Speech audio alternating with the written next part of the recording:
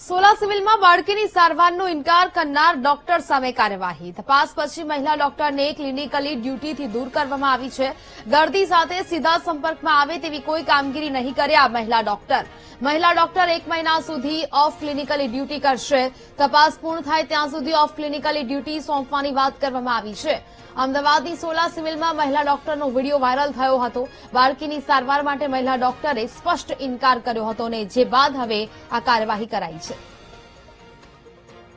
Ahmedabad Sola civil હોસ્પિટલમાં નાના બાળકની સારવાર નહીં કરવા દેવાનો વિડીયો સોશિયલ મીડિયામાં વાયરલ થયો હતો. તેમ છતાં પણ તંત્ર દ્વારા કોઈ પણ એક્શન લેવામાં ન આવ્યા હતા. હોસ્પિટલ તંત્ર દ્વારા બધું ઢાંકપીછોડો કરવામાં આવી રહ્યો છે. સમગ્ર મામલો જ્યારે રાજ્ય સરકાર સુધી પહોંચ્યો ત્યારે રાજ્ય સરકારે સમગ્ર ઘટનામાં તપાસના આદેશ આપવામાં આવ્યા હતા. જે રીતની માહિતી સામે આવી રહી છે ત્યારે અત્યારે જે ડોક્ટર છે તે મહિલા ડોક્ટરને નોન ક્લિનિકલ ડ્યુટી સોંપવામાં આવી છે. સીધા દર્દીના સંપર્કમાં ન આવી શકે તેવી ડ્યુટી સોંપવામાં આવી છે. 1 મહિના સુધી તેઓ દર્દીની સારવાર નહીં કરી શકે.